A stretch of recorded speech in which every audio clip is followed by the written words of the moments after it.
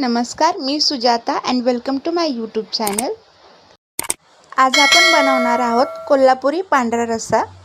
एकदा प्याल तर पितच राहाल, इतका सुंदर असा हा बनतो।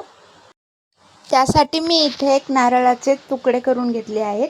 त्याला बारीक पिसून घेऊन त्याचं मी दूध काढून घेणार आहे।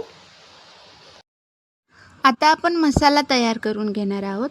त्यासाठी मी एक मीडियम साईजचा कांदा उभा चिरून घेतला आहे। तवा गरम झाल्यावर त्यामध्ये कांदा ॲड करा।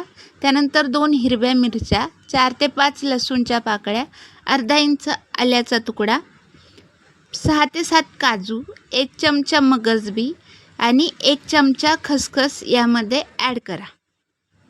यावर थोडंसं तेल घालून आपल्याला हे हलकंसं भाजून घ्यायचं आहे। याचा आपल्याला कलर चेंज करायचा नाहीये।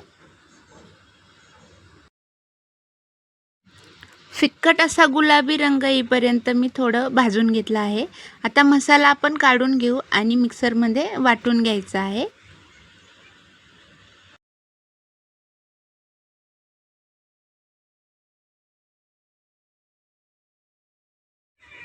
आता गॅस ऑन करून आपण त्यावर एक पातेलं ठेवू।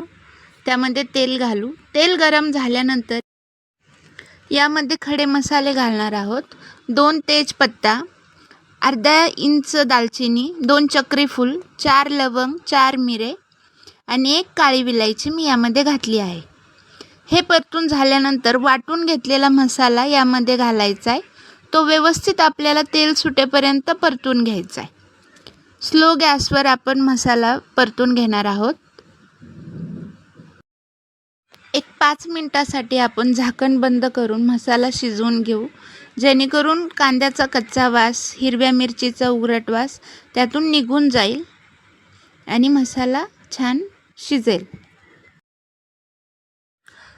मसाला इथे आपला छान परतून झाला आहे। यामध्ये मी थोडंसं पाणी ॲड करणार आहे आणि त्याचबरोबर आपण आता यामध्ये 1 वाटी चिकन सूप किंवा मटन सूप तुम्ही ॲड करू शकता।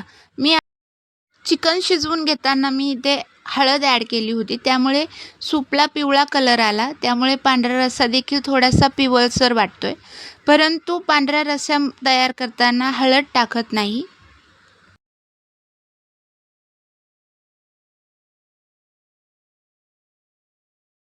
आता व्यवस्थित मिक्स करून घ्या आणि काही वेळ आपण याला शिजवून घेणार आहोत। उकळी येईपर्यंत थोडा वेळ बंद करून ठेवू। इथे व्यवस्थित उकळी आली आहे। आता आपण गॅस स्लो करून घेऊ आणि आपण जे नारळाचं दूध तयार करून घेतलं आहे ते यामध्ये घालून घेणार आहोत। दूध घातल्यानंतर गॅस स्लोच ठेवायचा आहे आणि 2 मिनिटांनी बंद करून टाकायचा आहे। आपण याला उकळी नाही येऊन द्यायची, नाहीतर हा रस्सा फाटला जाईल। आता चवीप्रमाणे यात मीठ घालून घ्या आणि आपला कोल्हापुरी पांढरा रस्सा तयार झाला आहे। तुम्ही पाहू शकता। तुम्हीही नक्की ट्राय करा। तुम्हाला जर रेसिपी आवडली असल्यास व्हिडिओला लाईक करा, शेअर करा आणि चॅनलला सबस्क्राईब करा।